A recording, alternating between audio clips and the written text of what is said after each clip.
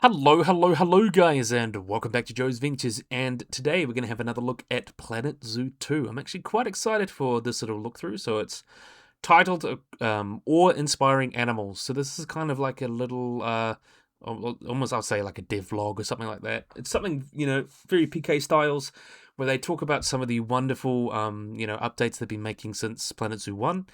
And this one's probably the first in the series, and they do tease that they're going to talk about more, but this is talking about some of the updates they've made to the animals in Planet Zoo 2 compared to 1. And a lot of them are very small changes, but they do add a lot, I think, in terms of animal fidelity and stuff like that. So I'm quite excited to get stuck into this one. So first we're going to watch this little trailer, then we'll run through it, and then we'll go through the feature focus that talks about the whole thing. So let's have a look at this. Hey, it's great to have you here. Fen have been working with animals all over the globe, and we're thrilled to have your help. We're kicking things off right here in Southern Africa. Let's get started.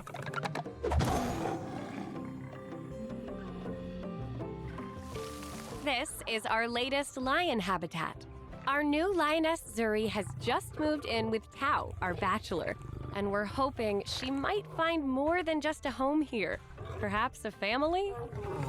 Lions breed all year round, unlike some of our animals that are seasonal, like our African penguins and saltwater crocodiles. You know, most animals have an incredibly complex emotional life. They can feel anger, fear, and joy. Our Zuri doesn't look too happy right now, but once we fix up her habitat and address her welfare needs, you'll see just how comfortable she is here. The longer we spend with our animals, researching them, the more we understand what they need to thrive, which is obviously great for them, but also for our zoo's reputation and donations, allowing us to keep rehabilitating, breeding, and reintroducing animals to the wild. Speaking of the wild, there's a group of zebra we recently released to our Great Rift Valley Wildlife Reserve. Did you know a herd of zebra is called a dazzle?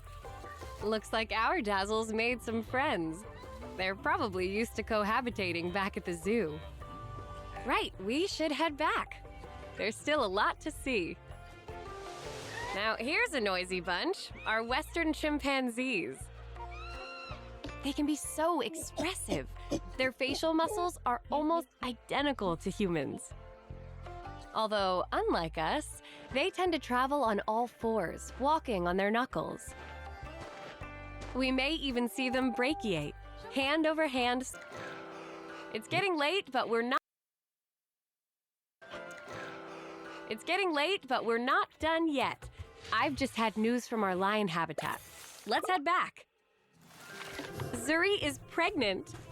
We've got a little while to wait until we hear the pitter-patter of tiny paws, but this is brilliant news. Caring for the welfare of animals in zoos and breeding them for the wild is so important. And now, you're part of that too. There's a lot more to explore, but we'll have to wait until next time before we start diving any deeper. See you soon, zookeepers!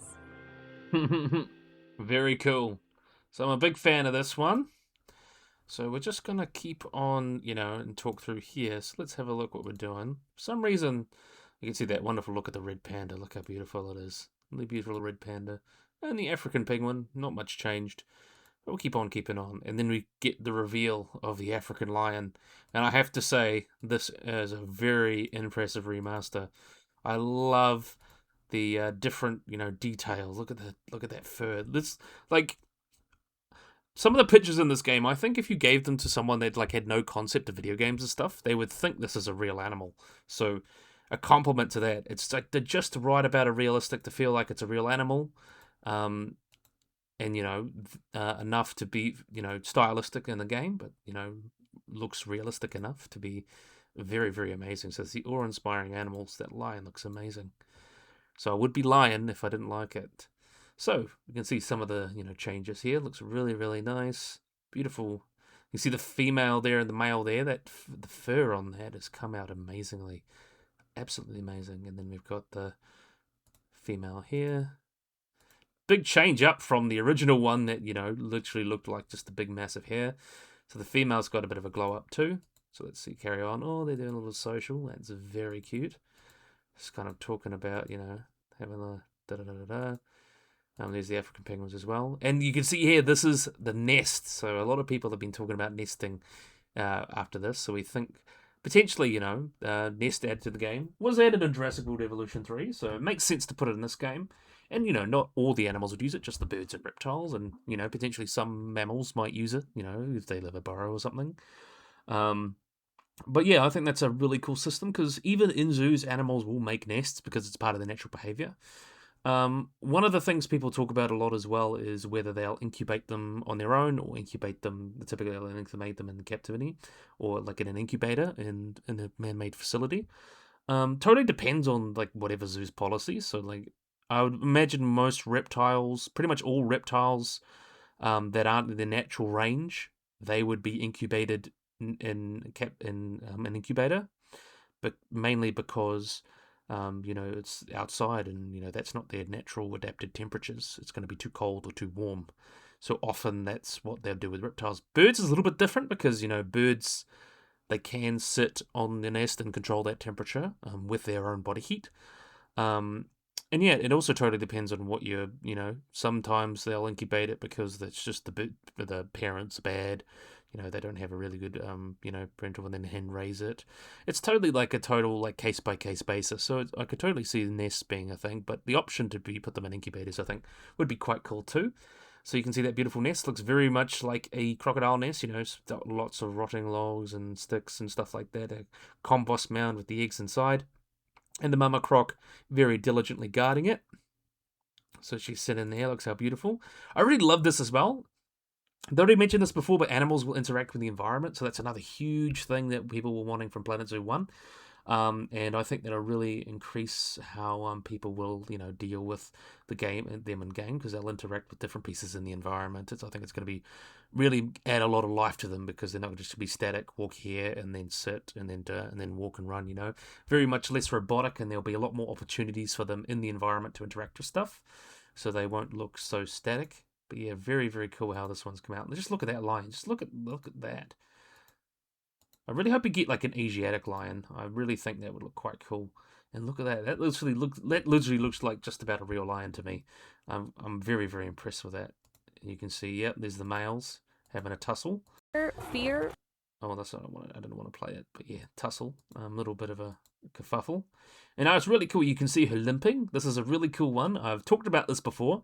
Visual ways to talk about or to show that an animal is injured or not happy in its habitat. And this is a great example. You can see she's limping along. She's not happy. She is limping. So, she's not happy with the habitat. She's limping. Her welfare sucks. So this is us going in to fix it. And you can paint water now, which is also really cool. You can paint the water just like you would, and now she's happy, she's lying. And we've added some extra behaviours as well, as you can see, lying like that. It's just more behaviours, just to give the animals more things to do and make them much more engaging. That's a really cute cat behaviour that they're doing there. So you can see having a roar.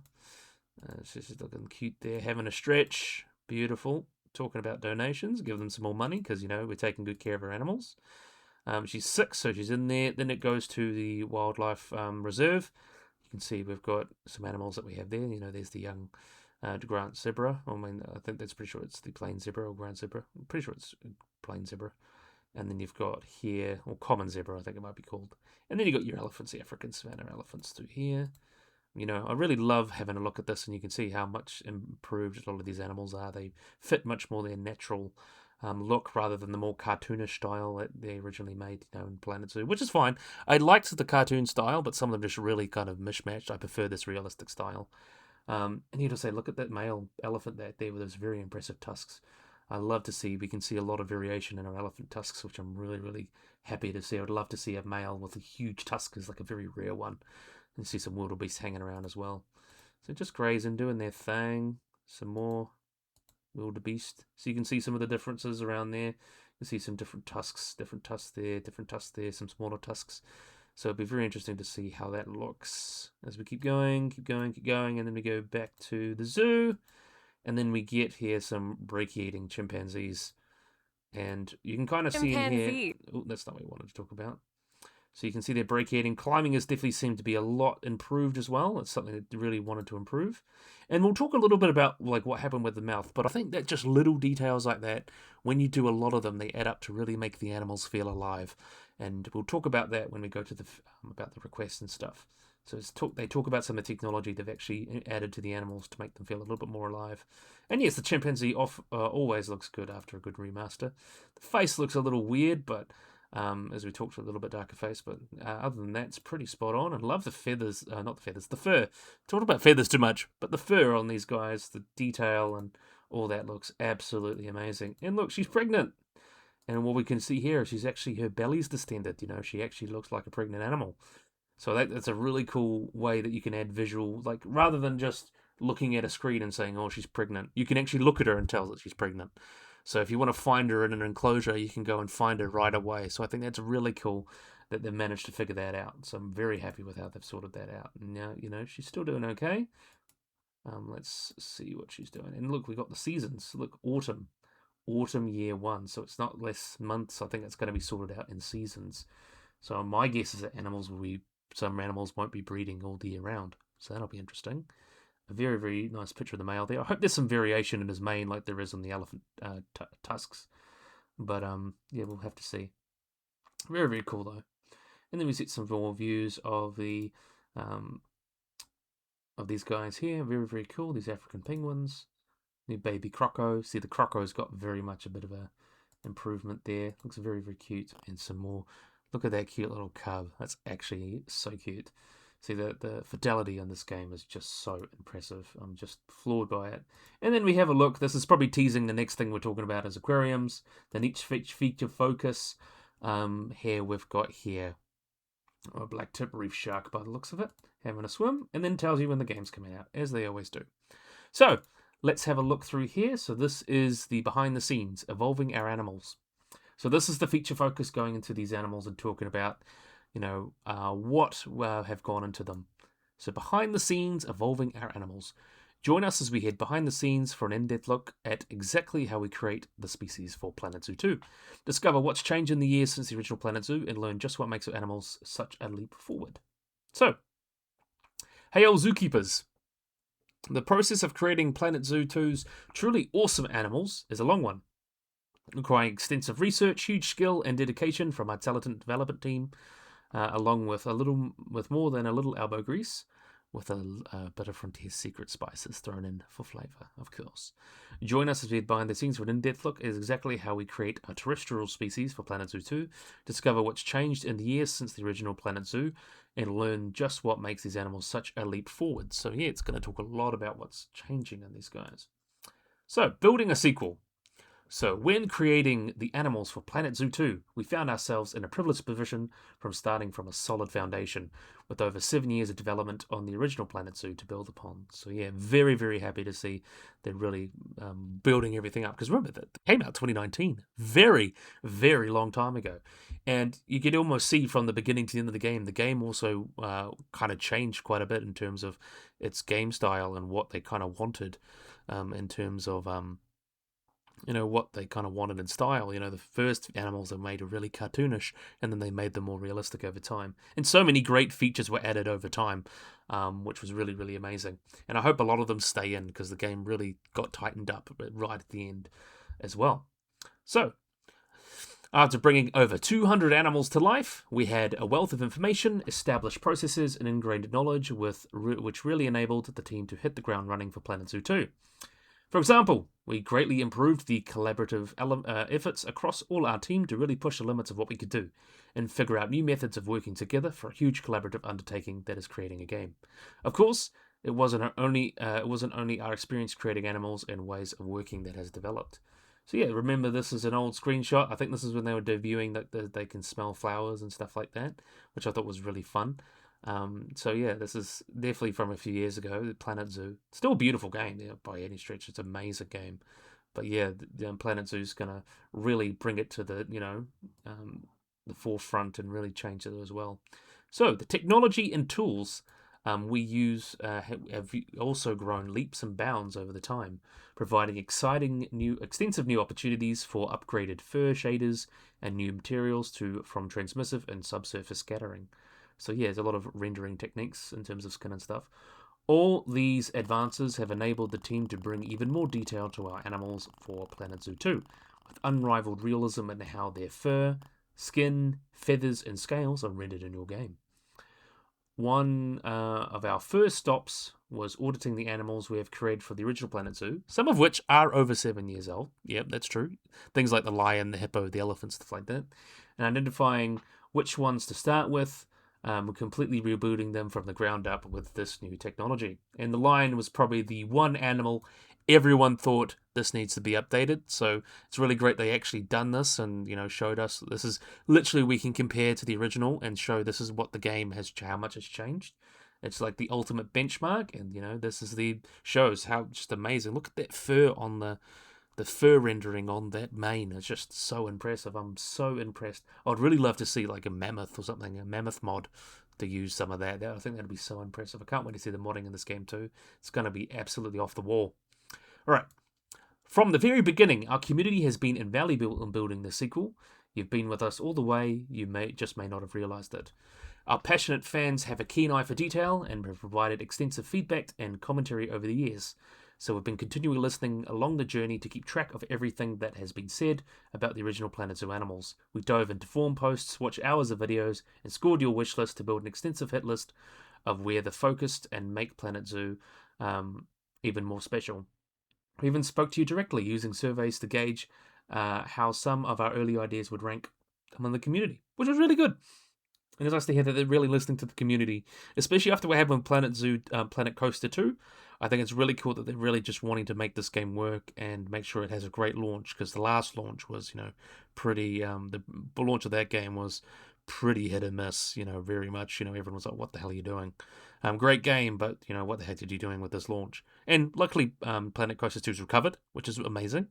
But it seems they really want Planet Zoo, because this seems to be a bit of their poster child. This seems to be the game that maybe doesn't get as much as Jurassic World Evolution, but this is the game that they make that is consistently very, very popular.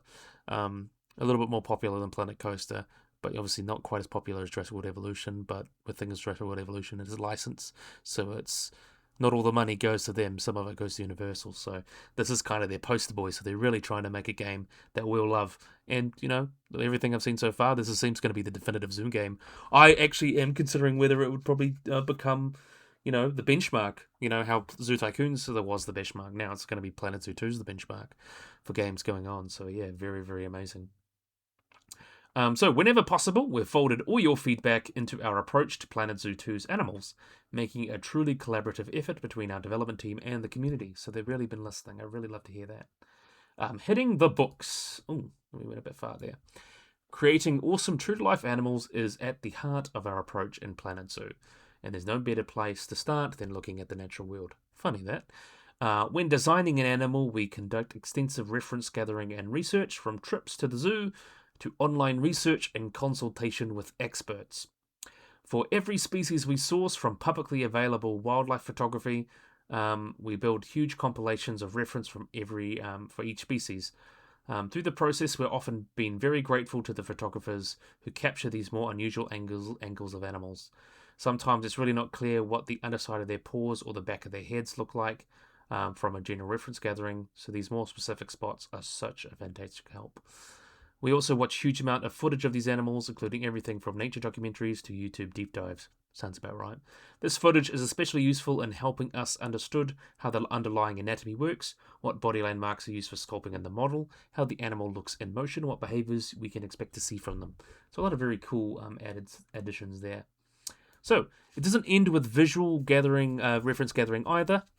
We've also consulted with an external researcher to gather information about each species, as well as reading ethnological studies, so things like behavioral studies and zoological literature. This occasionally resulted in some trips down the rabbit hole as we discovered cute or unusual behaviours that we wanted to represent within the game, so I'm glad they did that. Since we apply audio to all parts of our animals' movements and behaviours, not just their vocalizations, we also complete an extensive research into how these animals sound. This requires asking a lot of questions, including considering how big an animal is, how they eat and drink, do they lap up with their tongue or purse their lips, what circumferences change the sound, what circumstances change the sound they make, and how their sounds vary between adults, juveniles, males, and females. To answer these questions, we use a whole range of resources to research all this information, including huge libraries of audio that we can dip into, and even seeking specific audio from animal specialists. That's quite cool. All in all, this research across all our disciplines results in an incredible bank of reference information for each species in Planet Zoo 2, encompassing everything from the structure of their musculature to the sound their feet make, and how they behave when living in the wild or in zoos.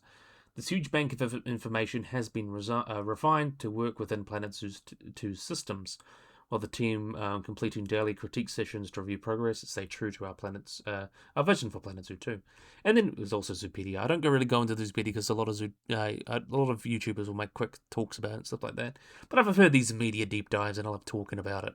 So yeah, really cool. I'm really happy with all of the animals making it. I really hope that all the animals, at least all the ones that aren't subspecies, that are kind of like the Arctic wolf, that doesn't really need to be its own species. It could be like a subspecies.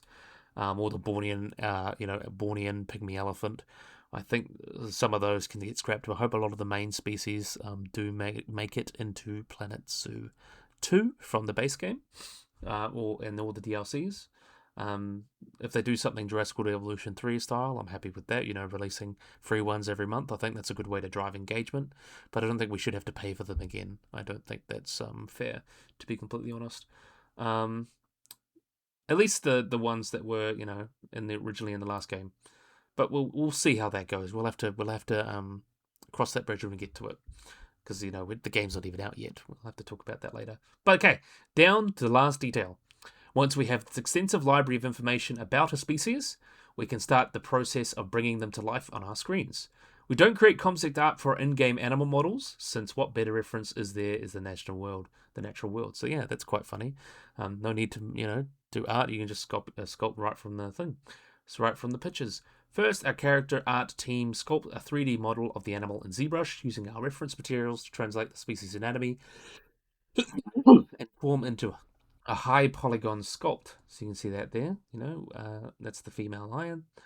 The model is then taken through topography. I can't even speak. Ugh. A process where high detailed ZBrush sculpts is taken into our 3D software Maya, and a low poly game ready mesh is created. This allows us to create an in-game asset that features a high level of detail and fidelity, while reducing the overall size of the model so that it can be rendered effectively into the game for a smooth gameplay experience. This process also involves creating loops in the topography which are suitable for all different animations the animal will do without deforming the model. This is particularly important for supporting Planet Zoo's new features, including the visual pregnancies that some animals will exhibit. So you can see, she's quite heavily pregnant, as you can see. That belly's dragging down a little bit, so that's something they're talking about as well. Next, we hand paint the model in Substance Painter to appear as realistic as possible, painting fur and placing hair cards to simulate lustrous manes and wispy tails, before setting up the model in game. This process requires our character art and shader art teams to work closely together to generate all the special materials and custom shaders we use to create the truly lifelike fur and skin effects in our models in game. I have to say, this is pretty lifelike. I am stupidly impressed with how they've done this lion and the feathers and fur and all that. I'm very impressed. Oh, poetry in motion. Okay. So once our character art team has completed their work to sculpt and texture the model, it is then passed to our rigging department, who place all the joints inside the models to allow our animators to bring them to life. This takes a lot of skill and planning, careful planning given the huge variety in skeletal structure and locomotion within the animal kingdom. Let's have a look here. Each of our animations is crafted to capture each animal's unique personality, as well as work with our layered systems in-game. We have taken our animation layering system to the next level of Planet Zoo 2, adding even more controls and blends that makes the animal's movements really smooth. Each animation is broke into bite-sized layers, like head movements, ear flickers, and tail swishes, to name a few. This allows us to layer these animations into the final result you see in game, giving each animal's motion more nuance as they react to the world around them. So you can see this is a little animation of, little baby lion playing with dad, as you can see there. Very, very cute. I'm a very big fan of how that's come out. And here we got, different animations that they can play. So this one's, lying just as they do in the game. Tail swing, and then he stands up. Oh no, sitting down. It's really nice that they get to sit down. They didn't sit down in the original game. A lot of people wanted that. And I have to say I'm very impressed. Very, very cool.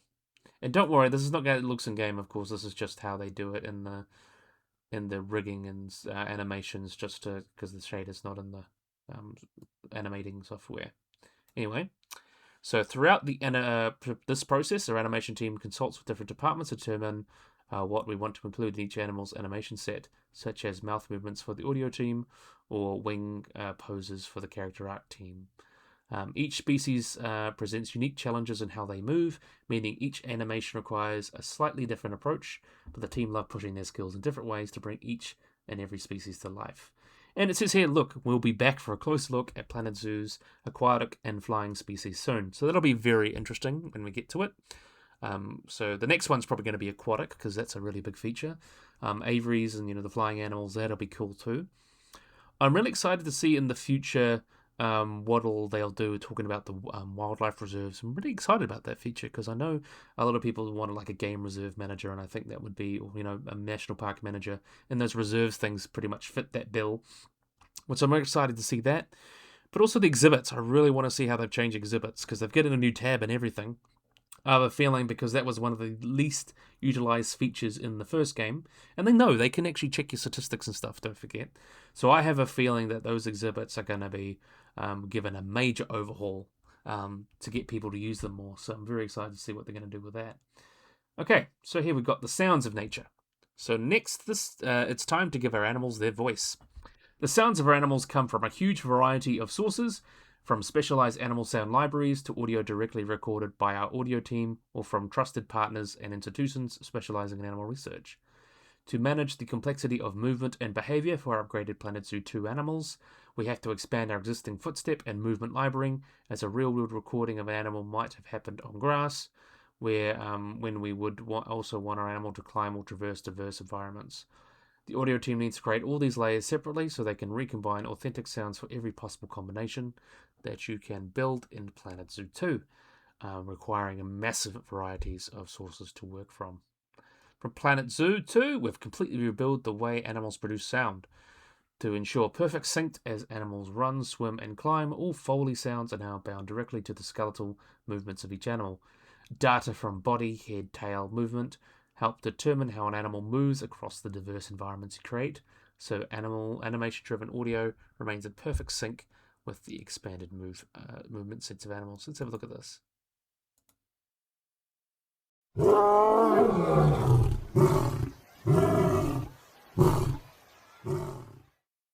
That's cool.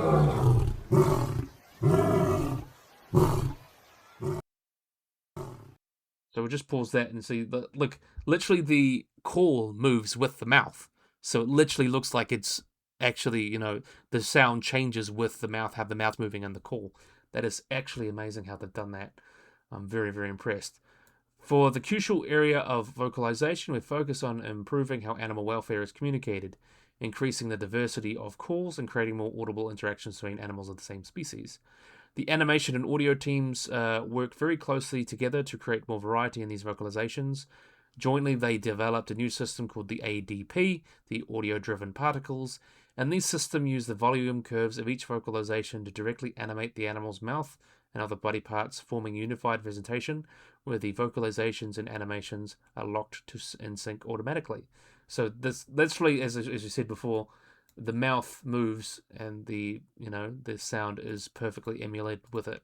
So that's very, very impressive. Such a small thing, like you wouldn't think it's much, but I think that just adds a lot of extra life and realism to the animals. So this is the first time allowed us for the first time to create vocalizations of varying length and expand their variety and rhythm beyond their previously fixed length of hand-authored facial movements. So this gives them a lot of variety.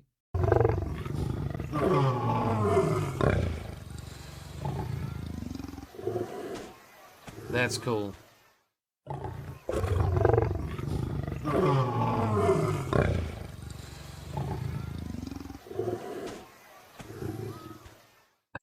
That's cool.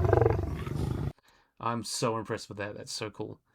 What's really cool is, well, by this point, we have the animals' movements and vocalizations ready, but we also wanted to improve player feedback about the animal's welfare and general surroundings. A background vocalization system continually scans all animal brains, more on that in a moment, triggering vocalizations at the correct time to match the animal's behaviors and moods. This procedural driven vocalizations are a vastly improved system compared to the original Planet Zoo, which was more random and less responsive to the welfare state of animals. When an animal's brain or moods are determining the sounds they make, the results are much more reactive in terms of authentic audio. So we can see what's going on here.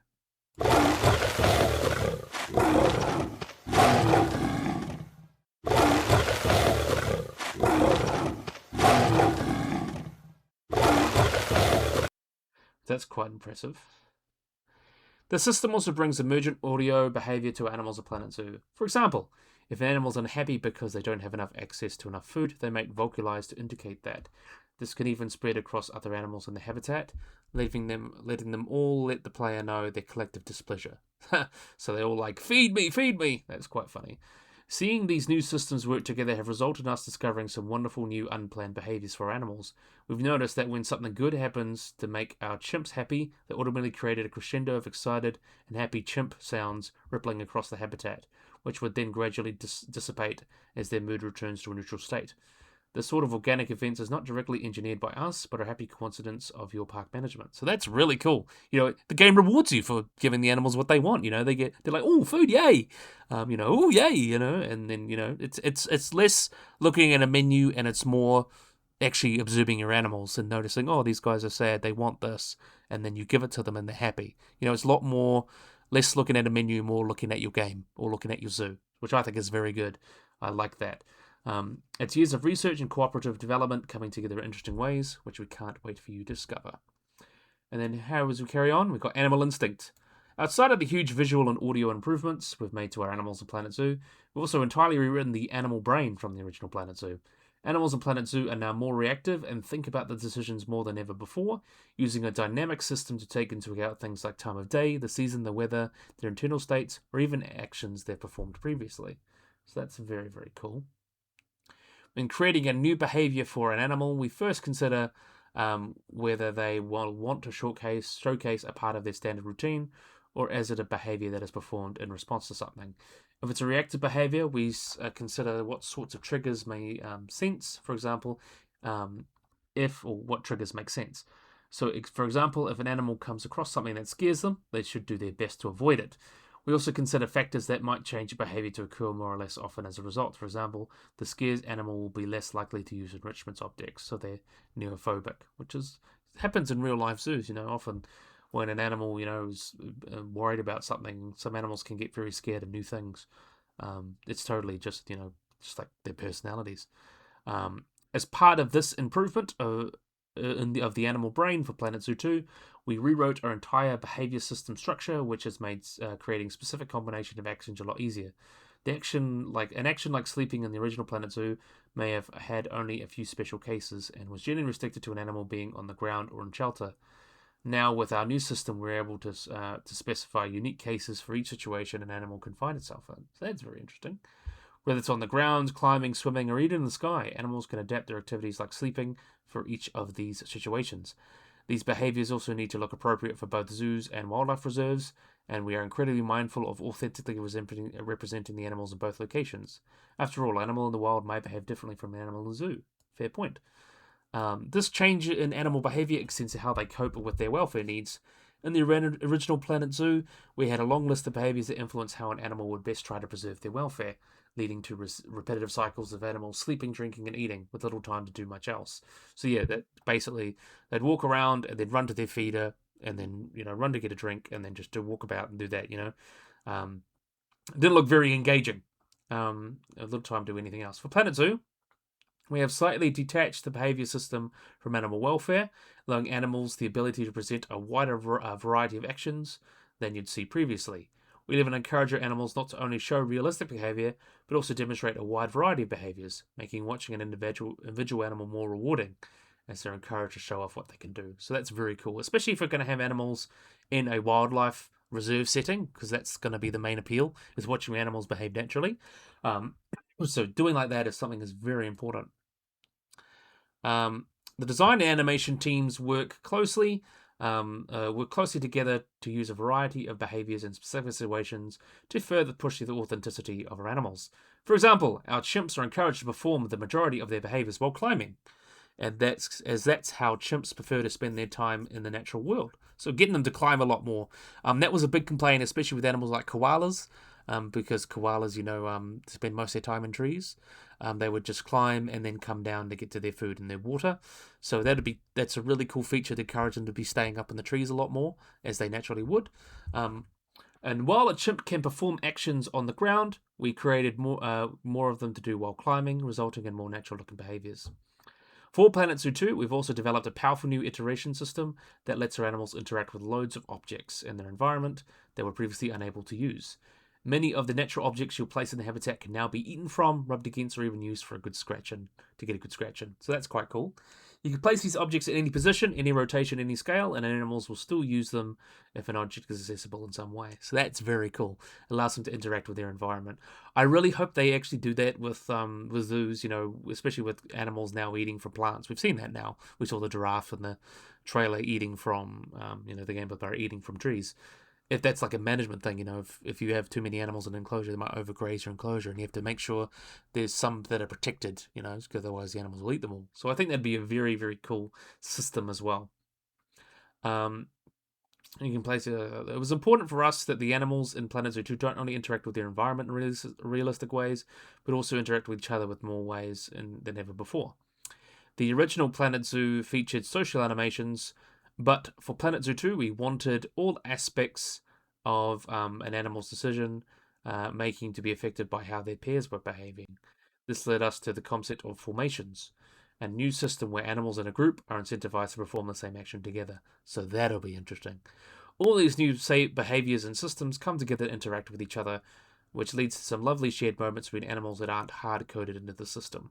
Scenes like one animal leading another to water, or an animal knocking over an enrichment item to its sleeping mate and then waking them up, which we've seen before. That's quite funny. And all things that now can happen without direct input from us. So it's a little bit more dynamic, and it's not all about creating a scripted social animation. It's a lot more dynamic and unscripted. So I think that's really cool. Discover more animals in a feature focus. We kind of talked about there, but all together now. Planet Zoo's animals have had more than just a facelift, thanks to the truly collaborative process involving everyone working in the team at Frontier, building on years of experience from the original Planet Zoo and listening to the passionate voices of our community. Our animals have been a subject of a huge amount of love and attention to detail, and we can't wait to you get to meet them yourselves in your zoos and wildlife reserves this October. So yeah, very, very cool. I'm actually very impressed with all I'm hearing here. A lot of the biggest complaints, about the animals in Planet Zoo, not just how they looked, they're definitely fixing that. There's no doubt they're fixing that.